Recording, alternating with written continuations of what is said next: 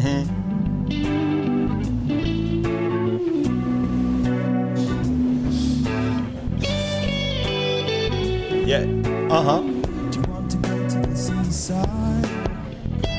What it is Big Pezzy in the house. This is.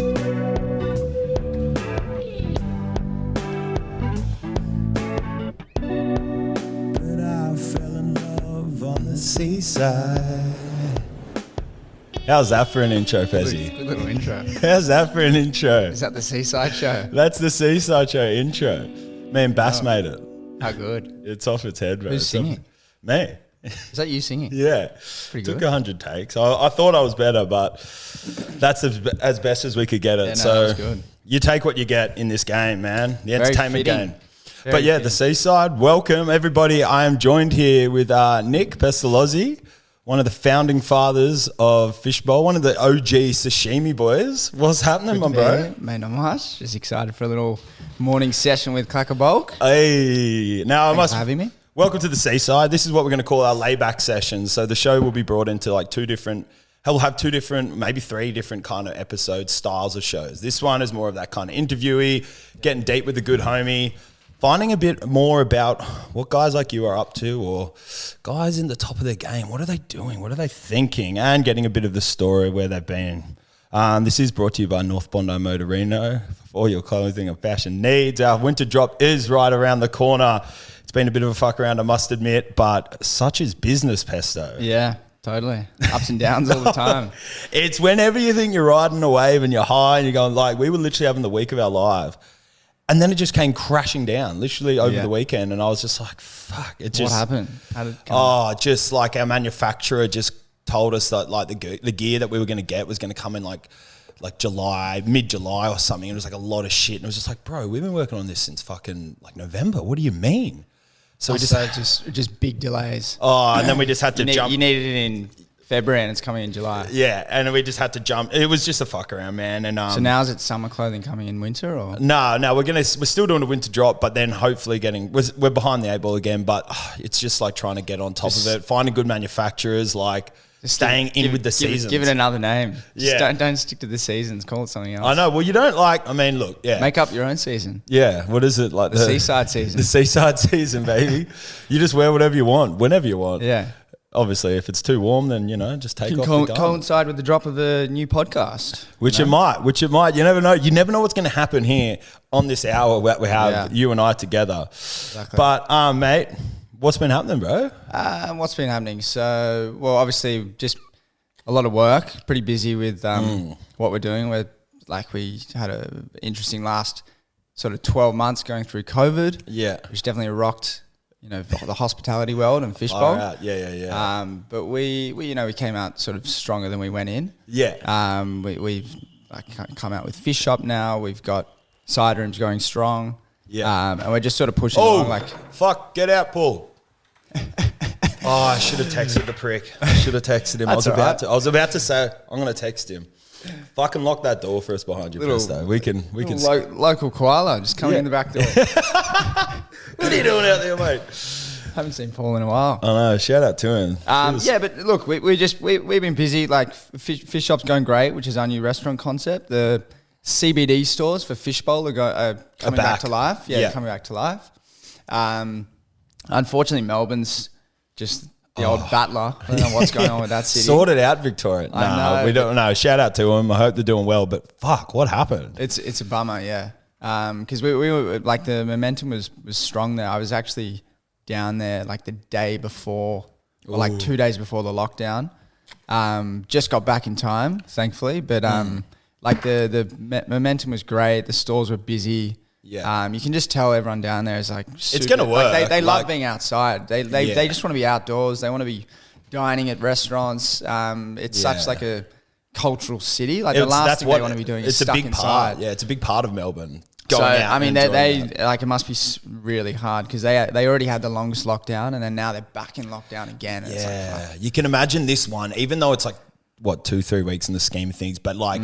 It'd just be like the salt on the wound, the twist of the dagger. You'd just be like, fuck, no, bro. Yeah, again. No, like. Just stifles everything. Yeah. Like any sort of progress or gains that were made, and it's like, hang on, we're going to put a pause to that for the next 3 weeks. And you're already just emotionally wounded to like kind of have to do it again. Because it took so much to come back, and then you're like, fuck, again? Yeah, you made, really? Anyway, well, shout outs to him, man. Shout outs to him. But look, we'll dip just a little bit into Pezzy, just who you are. Yeah. Quick fire. So I'm going to give you 2 options. You just got to choose one for us. Alrighty. Are you up for this? This is one of our segments. Quick fire. All right, dinner or brekkie? Dinner. Nice. Do you want me to elaborate on? Oh, you can elaborate a bit. What if you're going out? You like going? You guys are dinner crew. Yeah, we're a dinner crew. I find breakfast in the morning like I love a breakfast on the weekend, but during the week I feel like it's sometimes one of those things you do when you don't know what to do. Yeah. So I find I just keep pushing on with the day and just look forward to dinner. Yeah. Okay. That's cool. I'm dinner. Okay, cool. A beautiful long walk or a well overdue swim? A long walk for sure. Yeah. But I mean, a swim's fucking good too, but I'd say a long walk. All right, cool. All right, you walk into the Bondi Pacific, the building down there? Yeah. You know it, yeah? Sidey or fishy? Well, that's where you go sidey for brekkie. Yeah. So on the weekend. Okay, Or sidey for the coffee. Yeah. As I did this morning. And then you go fishbowl for that lunch, dinner. All right, side rooms there. Other project, which... they're complementary. So you can do both. Yeah, exactly. Which we will discuss maybe a bit later. A coffee or a wine? Look, coffee is a necessity and a good part of every single day, but I'm going to go with wine because it's a bit funkier. You're a funky guy, bro. The smoky country air or a salty ocean breeze? I'm going to go with the ocean. Oh, good man. And what's more important, creativity or productivity? They need to work hand in hand. Okay, cool. All right, so where are we at? Bit of Pesto, background, who you are, what you've been doing. What were you before Fishbowl? Yes, so who am I? Well, I mean, how deep do we want to go? Oh, mate, pretty surface level, dude. Just a little bit about yourself. Yeah. I'm trying to paint the picture for the audience. Yeah, here. cool. So it's visual. So obviously grew up in Sydney. I went to high school at Scott's with yourself. Also went there with Nathan, who business partner in the Fishbowl group. Yep. Finished school, did like a bit of traveling, loved it. We were all, did the whole road tripping through Europe and that kind of fun thing, which was great. Yep. Pretty free, wild time of life. Yep. Came back, not like totally certain as to what I wanted to do. Studied, at UNSW, then jumped across to a business degree at UTS, and had interest in things like, I always knew I wanted to. I couldn't see myself just working for like a corporation. No. I knew I wanted to do something like unique and different that maybe was like pushing boundaries in a certain industry, or at least leading the way, whether it was in like food waste or sustainability or renewable energies. Yeah. I knew it just had to be something that was like leaving a positive impact on the environment around us. Myself and Nathan used to, we were at uni together, school together. We used to bounce ideas around all the time, like discuss things, through a few parties and fun things like that. Yeah, the ghouls. Yeah. House of Ghouls, that was one of them. Good old 20-year-olds just doing what they do best. And so I guess was always looking for something that would be, like purposeful enough and a combination of creative, but it just had to be something kind of meaningful. Yeah. And I just couldn't see myself rolling out of uni and just applying for a regular job. So we will dive into the kind of the formation of that, I think, definitely. But it's a good point. I think when there's a lot of people umming and ahhing about uni and like, is it worth whatever? Obviously it costs a bit, but being able to just kind of like learn, which is a good thing. Not that I learned that much, but then you're just kind of plateauing, figuring out what you want to do. Yeah. Because you got time off and I you work hard. think as long as you're like learning along the way and you're like talking to people and you're meeting new people and seeing different parts figuring out of what the fuck you want to do. life in the world. Yeah. You're making good use of your time. You can't always like expect to have it figured out from day dot. Like, if you go to work when you're 20 straight into like a job that you don't like just because you think you got to do it. Yeah. And then your world's really narrowed in. Exactly. You don't have the options to kind of chat about, see what else and then you could be doing. Your you get to 30 and you're like, fuck, what the hell just happened? Yeah, or I've just got to keep going because I've come too far. Yeah. So it's a good way to look at it. But look, we for the listener at home, what's your role within Fishbowl? Just so we know we've got an idea of what we're doing here. Like marketing director. Yeah. Yeah. Yeah. So, I mean, it's obviously changed a lot since we I started. was about to say, yeah. But, when we started, there was like 3 of us. And it was, look, in a way it's changed, and in a way it hasn't, because a lot of the foundations and things that we did at the start, You're still doing. they're still what Relevant, makes like us and Fishbowl special. It's just a matter of like, you just can't be everywhere at once. So it's like, how are you like scaling that? Scaling what made it your special. Conversations are the similar, or your ideas, but you're just now going bigger. Yeah, well, at the end of the day, it's the same like purpose and values, but it's just you literally can't be everywhere at once. So you need to scale what makes a brand special. So that's how it's changed now.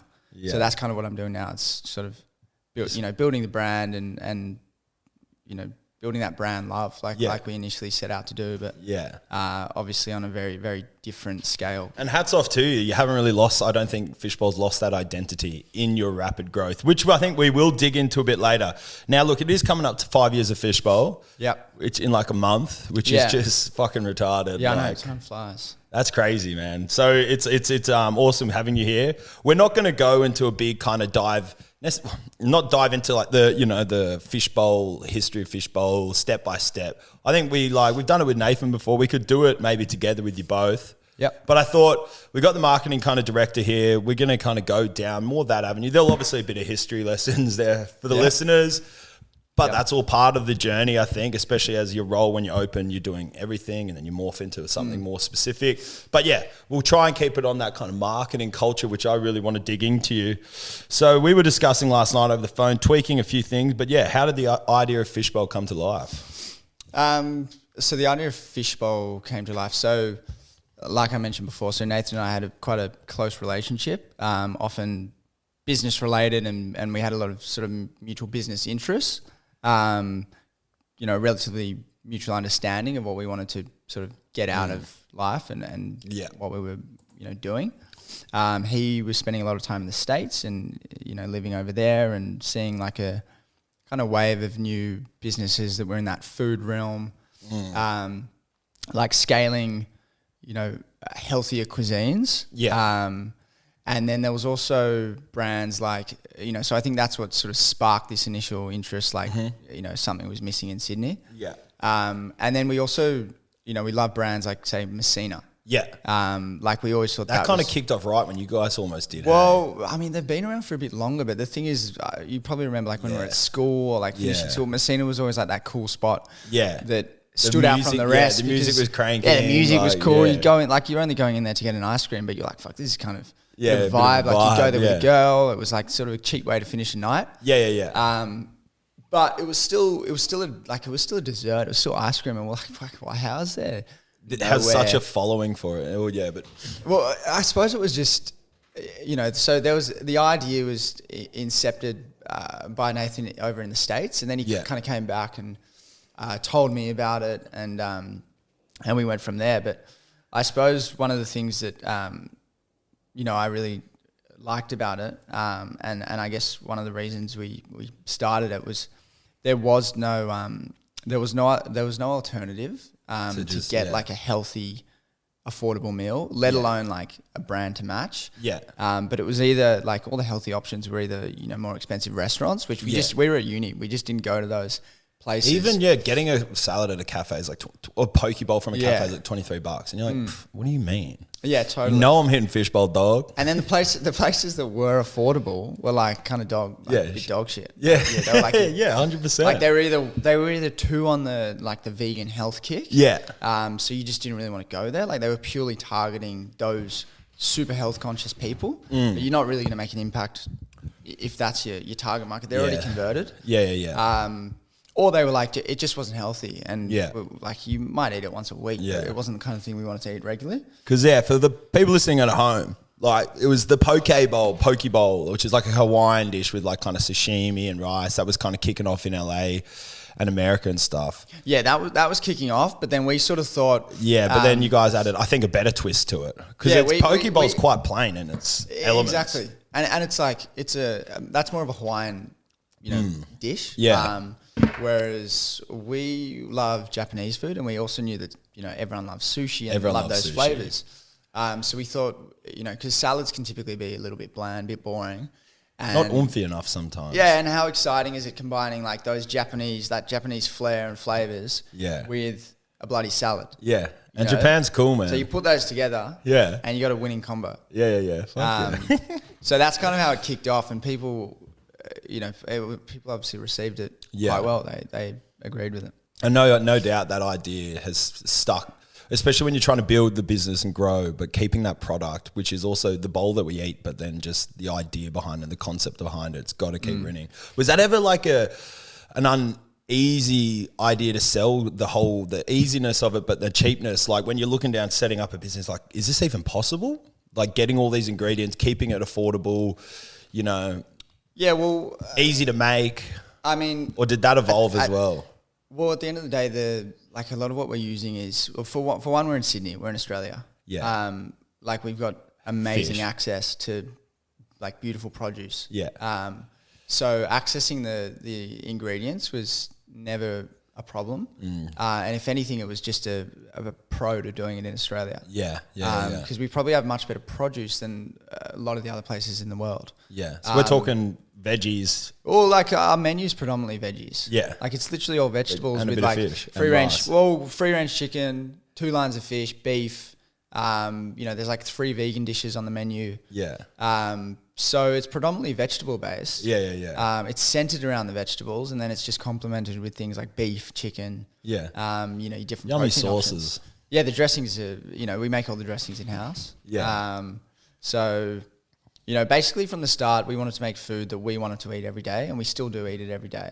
Yeah. So you're doing Yeah. something right if It's- you're eating your own product. It's every pretty day. good. I've been there with you guys when like you've ordered and then like you've gotten Deliveroo and there's something wrong with the bowl and you message the managers at Yeah. Bondi being like, bro, what the hell? Yeah, you got to stay on it. Got to stay on it, bro. You can't let it slip. And I think you guys are really big on that. And I think Yeah. that's probably a good reason to your success is just not letting your core product slip, especially as you grow, because you got to stay super close to it. And we're still pumped. Like we make our bowls every single day at the the kitchen, at the office. And one of our new team members, like a girl that I sort of hired like 2 weeks ago, she was like, I can't believe how excited you guys still get by like your lunch. Because you and Dulla's kind of like that as well. He'll like bing the heart, like, what are we hitting, dog? We would walk in with, I've just walked in with a bowl and everyone's like, fuck, What did you hit? What did you hit? Yeah. And she's like, how are you guys 5 years on still so excited? Like, we're like, what do you mean? What do you mean, dude? It's a good feed every day. Yeah. That's pretty sick. I know, I went over there the other day and Henry's like, what do you want? And I was like, fuck, gee, just surprise me, man. Yeah. Like, so we need to keep getting better as we grow, and we think what we're doing is much better than what we were doing 5 years ago. and that's Because we've been learning so much along the way. So we've been refining the product, refining the way it's produced. How do we get it to the stores? Everything is like just an art that's being refined day in and day constantly out. evolving. Hey, Exactly. It's got to get better and better. Like that's the only way to I like get to where we that. want Staying to go. close to the product. So let's just have a quick little dip back to those first 3 months opening.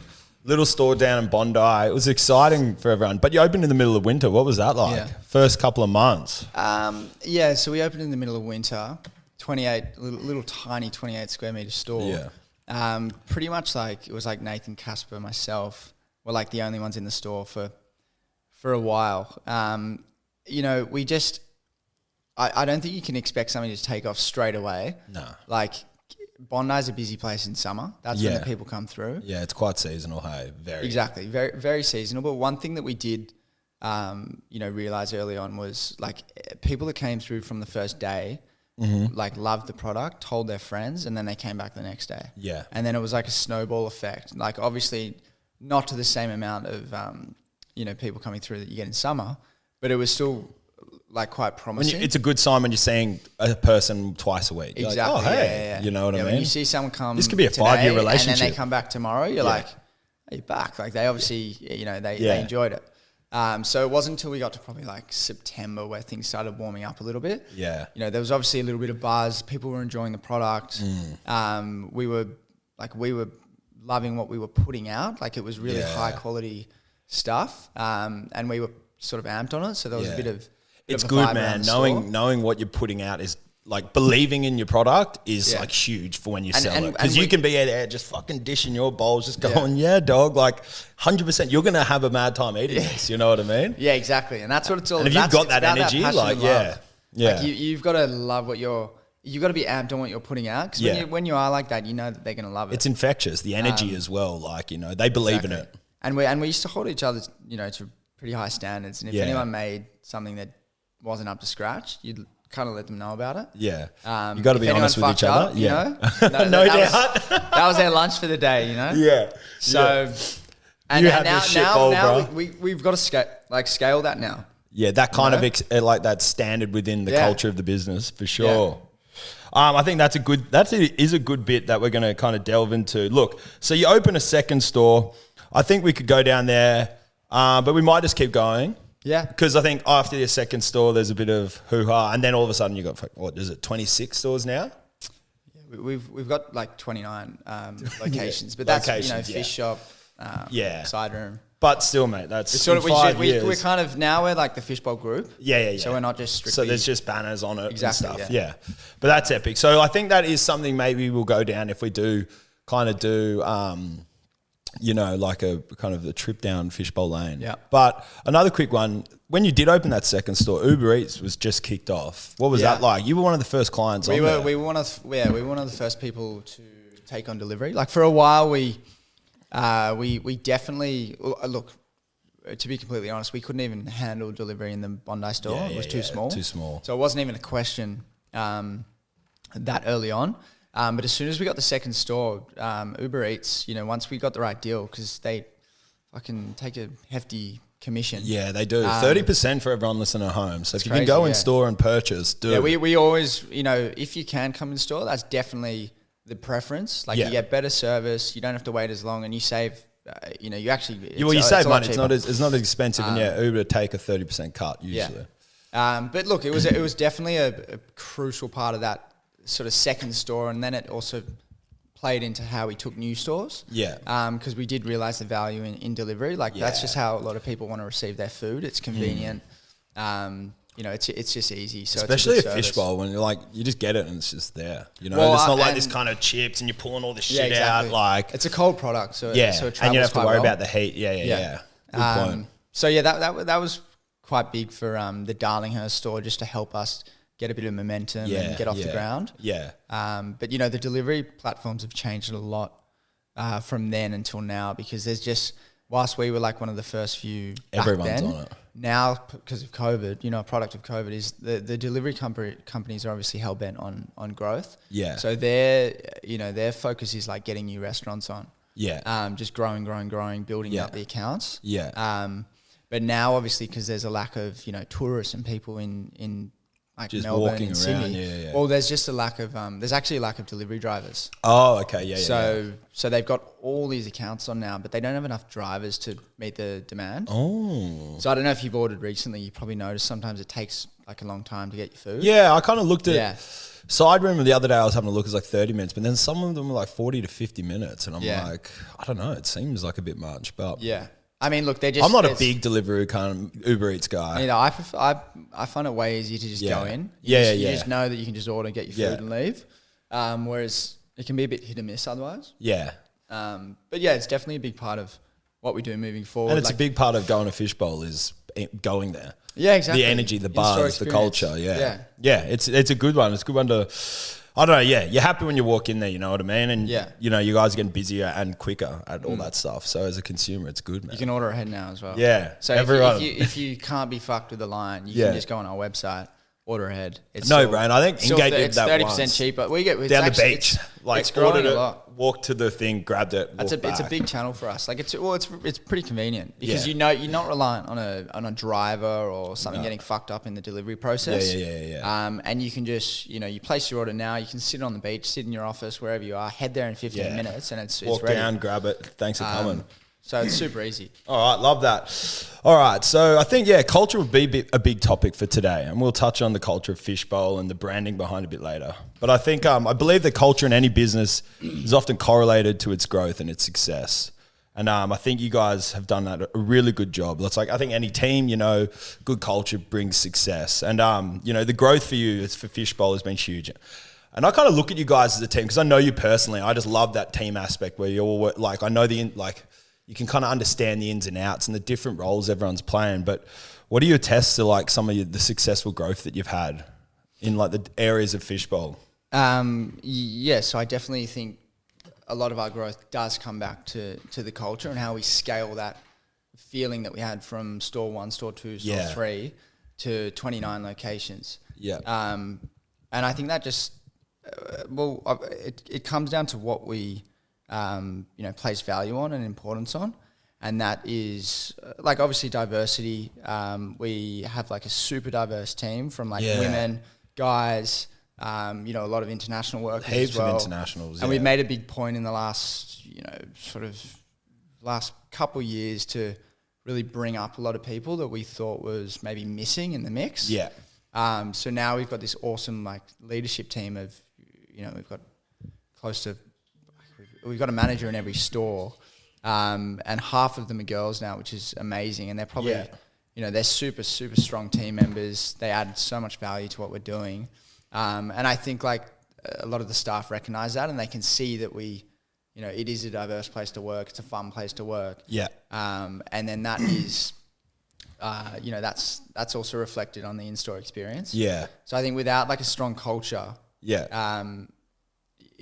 can't grow or scale because the fundamentals of what you're doing, which is serving like a product and offering a good customer experience in store, will be lacking. Yeah. Like and they're the ones going to be bringing that culture in that store. Like you got to look out for your insights, like look out for your team. Yeah. And then when they're feeling good, they're going to portray that and make the customers feel good. So that's sort of... because you barely walk in, like obviously on days it's busy, but a lot of the time everyone's kind of buzzing and smiling. There's never like any just like you don't have time for mopiness. Like, no, not at all. Kind of like what could I get you? It's just like, bro, you got to bring the energy, especially... because there are so many, but I think the music helps and stuff. Yeah, no, totally. I suppose it's kind of like, I remember chatting to you and Nath about it, and it's like, I always thought like, I look at like on a busy summer's day and you look in there and they're just going mad in there. Yeah. But I suppose like, time would fly. And it'd be like if you're working at a bar. Time flies. When it's busy, it flies. It's funner when it's, because you're not dragging the chain. The hard part is when it's cold and raining and like it's the quieter times of year. That's the harder part. That's where you separate. You're thinking about something else, but when you're in the zone, because you look at people, I'm like, who the fuck would work at a bar at like 2 a.m., you know what I mean? Yeah. But like people just do it. But I think like people, it's kind of like a similar job for like a young, youthful person at uni, but you're not working late nights, you know what I mean? Yeah, no, exactly. It's got that kind of high energy feeling. Yeah, but at the end of the day, it's like, you're making health balls. No, hectic. I do love that. Yeah, so I think like that. Yeah, your growth, have done that really well with your culture. But it's also yes, it's the internal culture, but it's also like what we do or don't do like externally, and actions kind of speak louder than words. And I think one of the things we try and do is keep that store one mentality and that grassroots feeling. Like you're never too big for your local gym or your run club or that kind of thing. Yeah. Like at the end of the day, like our product is like, it's our communities and it's our people. Like that's who's supporting us, and that's what determines whether we grow or not. It's not like, it's cool because Fishbowl's like a thing that you can have like once a week. Like people will have a fishy once a week, you know what I mean? 5 times a week. Yeah. Once a week's not enough. What do you mean? I know, but you know what I mean? It's not like this hell overpriced, like we'll go to the nice restaurant once every 3 months. It's like, bro, you're going to book in a fishy at least once for dinner. People are like, are you cooking it? I'm like, yeah, every now and then. Well, I'm going down a fishy for at least once a week. Often on nights you don't know what you want to have, and you want something easy, quick, not going to break the bank, and that's where something like a fishbowl comes in, because it's not fucking bad for you either. No, it's all good, it's health food. Yeah, you feel good, man. You feel good. Mate, but how about this, as you guys have grown, how has your role changed and evolved from, kind of day one and then to, I don't know, I think through this journey? Yeah, well, when we were, smaller, there was, like, you often can be stuck in the in the present, like in the day to day, because there's so much going on.